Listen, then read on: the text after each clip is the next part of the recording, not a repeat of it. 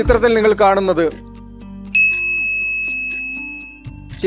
നിങ്ങൾ കാണുന്നത് എന്ന് മാത്രമേ ഞാൻ പറഞ്ഞിട്ടുള്ളൂ. ടീം ബി ബസർ പ്രസ് ചെയ്യുന്നു. ഞാൻ ചോദ്യം ചോദിച്ചിട്ടില്ല. എന്റെ ചോദ്യം എന്താണെന്ന് ഇപ്പോഴും വന്നിട്ടില്ല. പക്ഷെ ടീം ബി ബസർ പ്രസ് ചെയ്തിരിക്കുകയാണ്. എത്ര പോയിന്റിന്? 150. 150 പോയിന്റിന് ടീം ബി ബിഡ് ചെയ്യുന്നു. Team C, team D, team A, 3 ടീമുകൾക്ക് മിനിമം അവസരമുണ്ട് 200 പോയിന്റിന് ബിഡ് ചെയ്ത് ഈ ചോദ്യം സ്വന്തമാക്കാനുള്ള.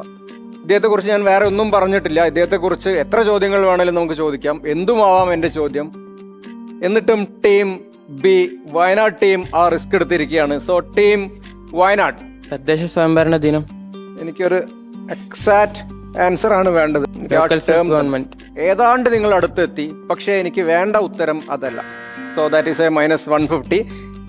ഞാൻ വീണ്ടും അതിന് ക്ലൂ തരാം. നിങ്ങൾക്ക് വേണമെങ്കിൽ 4 ടീമിന് ഇപ്പോഴും ബസർ ഓപ്പൺ ആണ്. എത്ര പോയിന്റിന് വേണമെങ്കിൽ ഇനിയും അത് ബസർ ചെയ്യാം. 50-നോ 100-നോ 150-നോ 200-നോ നിങ്ങൾക്ക് ബസർ ചെയ്യാം. യെസ്, എ ബസർ പ്രസ് ചെയ്യുന്നു. എത്ര പോയിന്റിന്? 50 പോയിന്റിന് ടീം എ ബിഡ് ചെയ്യുന്നു. ടീം ബി, നിങ്ങൾക്കത് തിരിച്ചെടുക്കാൻ താല്പര്യമുണ്ടോ? അതിന്റെ കൃത്യം പേര്, എക്സാക്ട് ടേം നിങ്ങൾക്ക് ഇപ്പോൾ കിട്ടിയിട്ടുണ്ടെങ്കിൽ നിങ്ങൾക്ക് അതിലേക്ക് പോവാം. സി, ഡി നിങ്ങൾ ബസർ ഇപ്പോഴും പ്രസ് ചെയ്യുന്നില്ല. സോ 50 പോയിന്റിനായി ടീം എ, നിങ്ങളുടെ ഉത്തരം എന്താണ്? പഞ്ചായത്തി രാജ്. എന്താണ് അതൊന്ന് വിശദീകരിക്കാമോ? എന്തുകൊണ്ട് പഞ്ചായത്തി രാജ് എന്ന് പറഞ്ഞു? ഇദ്ദേഹമാണ് പഞ്ചായത്ത് രാജിന്റെ പിതാവ് എന്നറിയപ്പെടുന്നത്. പഞ്ചായത്തി രാജിന്റെ പിതാവ് എന്നറിയപ്പെടുന്ന വ്യക്തിയാണ് മുൻ ഗുജറാത്ത് മുഖ്യമന്ത്രിയായ ബൽവന്ത് റായ് മേത്ത. കാരണം ബൽവന്ത് റായ് മേത്ത കമ്മിറ്റിയാണ് ഇന്ത്യയിൽ പഞ്ചായത്തി രാജ് നടപ്പിലാക്കാൻ തീരുമാനിച്ചത്.